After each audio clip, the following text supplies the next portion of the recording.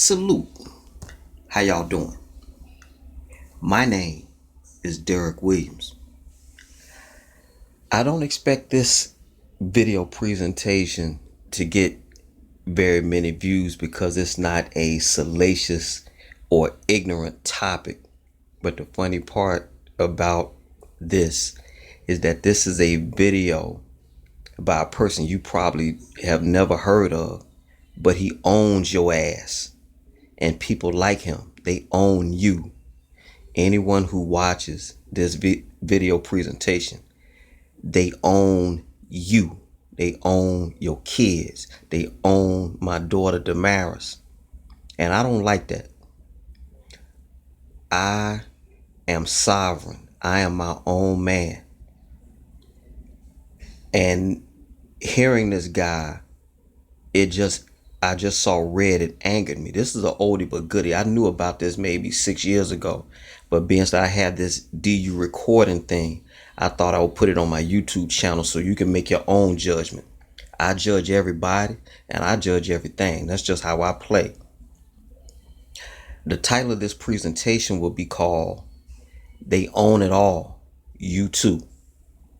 And of course, I'm just one boy in the comment section on YouTube. I want to read something to you. The conscious and intelligent manipulation of organized habits and opinions of the mass is an important element in a democratic society. This is key. Those who manipulate this unseen mechanism of society constitute an invisible government, which is the true ruling power of our country. We are governed, our minds are molded, our tastes formed, our ideas suggested largely by men we have never heard of. This is the logical result of the way in which our democratic society is organized. Vast numbers of human beings must cooperate in this manner if we are to live together as a smoothly functioning society. This quote is from the 1928 book Propaganda by the father of modern propaganda, Edward Bernays. Bernays was the nephew of famed psychotherapist Sigmund Freud. But I'm not going to go on and ramble all that much, but I do because that's just how I play. I got to get my dig in. This is a cell phone that I'm recording this on. And the cell phone is basically people get a ton of their information from the cell phones, laptops, and personal computers. But over the weekend, and Valencia Pruitt knows this to be true, there is an idiot that actually made what he thought was a diss video about me from his hospital bed. And I said in a previous video that I'm waiting on this boy's funeral. It's only a matter of time. All I'm gonna do is crack a beer to it. But what he said was so idiotic. You have the power of the planet in your hand, but he actually said, and I quote, "No one seems to know," and this is including his doctors, "no one seems to know the function of the appendix." Let that sink in. You have the internet before you, all the world's information and then some, but you don't know the function of a major organ, and it is a major organ in your body. And the doctor, so says he, don't know. Yes, they do. He's an idiot and his doctors are idiots because they just have not been trained on the function of the appendix. The knowledge is out there. The information is out there. It's just on you to do your due diligence. And I would say to this maggot, I pity your kids because you already lost one. I pity your kids because you have nothing of value to add. Not very good parent. So I'm going to step aside at this time. And I want you to hear the words of Tristan Harris, a man you probably never heard of. All y'all take care, save for my detractors. Greenville, Mississippi till I die. 1 billion of us own a smartphone, and we know how addicting it can be. One former Google employee says this is no accident. Indeed, it is by design.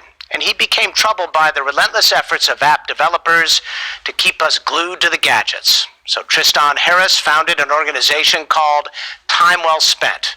He's asking the tech industry to bring what he calls ethical design to its products. NewsHour's special correspondent Kat Wise has more, part of our ongoing collaboration with The Atlantic. I noticed when I was at Stanford, there was a class called the Persuasive Technology Design class, and there's a whole lab at Stanford that teaches students how to apply persuasive psychology principles into technology to persuade people to use products in a certain way.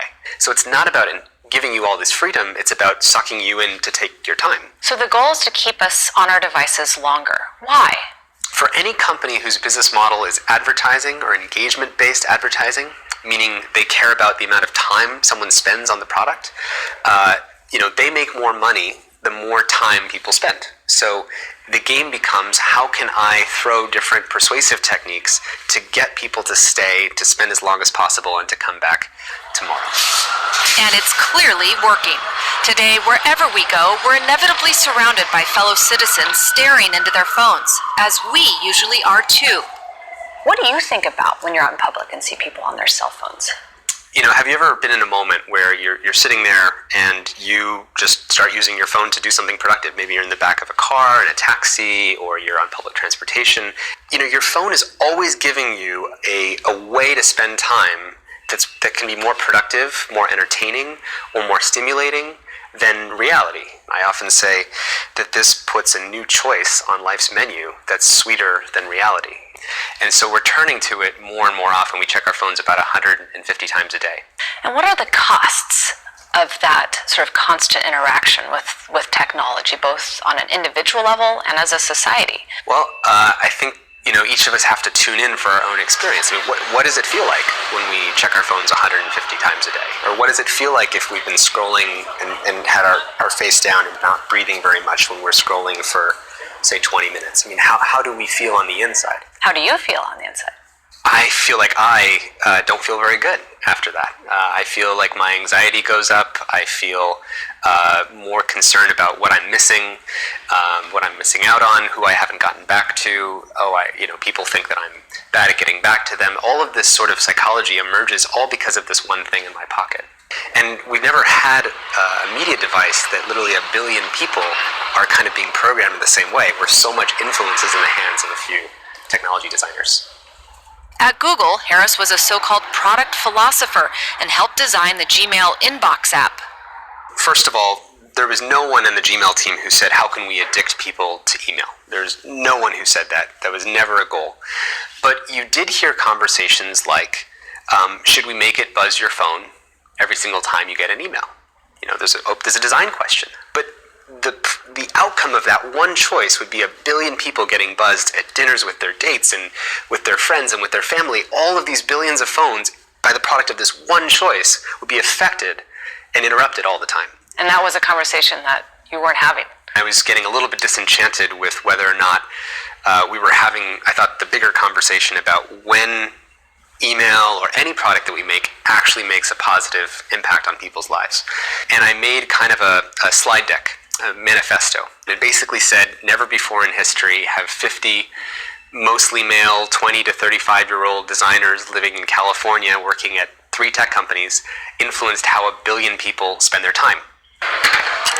This is Coffee Bar in San Francisco, a popular hangout for high-powered techies like Harris, the ones whose choices can influence so many. This idea of missing something, I think that drives a lot of this. Tony Robbins has a great quote. He says, I run 8 companies and I have thousands of employees. What do you think the chances are that at any given moment, if I check my email, something has gone wrong? With his organization, Time Well Spent, Harris is urging peers in the tech world to have new conversations about the best interests of consumers. We need to change the incentive. I think so long as the business model of technology companies is advertising, we are going to have a problem.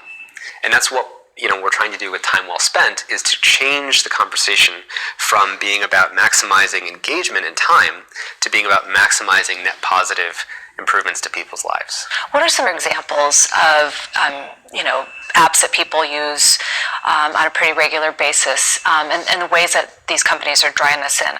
Have you noticed, if you ever log into Twitter, as an example, So there's an extra delay that you don't know how long it's going to take. It's between 2 and 3 seconds, where the number of new notifications on Twitter you have. So why is that there? Well, it makes that into what's called a variable schedule reward. It's like a slot machine. So you're playing the slot machine, and there's a time delay, and in that time delay, your anticipation's building, and then you get to see how many notifications I get. And so you become more addicted to checking it again the next time. It sounds like there's just a lot of sort of trickery going on here. I call it the race to the bottom of the brainstem to, get people's attention at all costs. Let's say I'm YouTube, and I've got a certain amount of people's attention. What's YouTube's biggest competitor? Probably Facebook. Or take the CEO of Netflix recently said that the biggest competitors to Netflix are probably YouTube, Facebook, and sleep. Meaning sleep. Because at the end of the day, there's a finite amount of time people have, and if you're not getting people's time, someone else, some other app, or some other part of someone's life is going to get it. So these services are in competition with where we would want to spend our time, whether that's our sleep or with our friends. There's this war going on to get as much attention as possible. Tristan, tell me about how you use your phone. I try to use it as consciously as I can. One thing, for example, is I set it up so that I just have my in and out tools and my aspirational ways I want to spend my time on my home screen. So What do you mean by in and out tools? What does that mean? The tool is something that you use and you never use it longer or more than you want it to. For example, Google Maps. Like if I need directions, I don't end up scrolling through Google Maps for a half an hour randomly, right? I just go in, I find where I need to go, and then I go out. And these are things that really don't draw you in for long periods of time. There's nothing on my home screen that is explicitly makes money from or wants to maximize how much time I spend. And I put all those other things inside of folders that are hidden. Are people still texting you, or are sort of your friends and colleagues, maybe they're not texting you or trying to, reach out in a way that would distract you so often? At the end of the day, the thing that dictates how someone reaches out to you and whether they use Facebook Messenger or WhatsApp or iMessage isn't because they're thinking deeply about it. It's because it's just the fastest and easiest thing to reach for. And so I think we have to recognize that as human beings, there's just a certain set of things we're vulnerable to that do influence us. And if it buzzes right now, I would probably, without even thinking about it with you here, check it. And so if I don't want that to happen, I just have to put it away. In fact, my phone just buzzed right now. And I just looked. There you go. Even knowing what you know, you still picked it up. And this is the thing that even the people in the world of persuasion we were talking about earlier, we know all about these tricks of how to get people to use products and to use a slot machine dynamic, whatever it is. They'll tell you that they themselves are no less vulnerable than the regular person because these techniques work on everybody. It's just part of being human.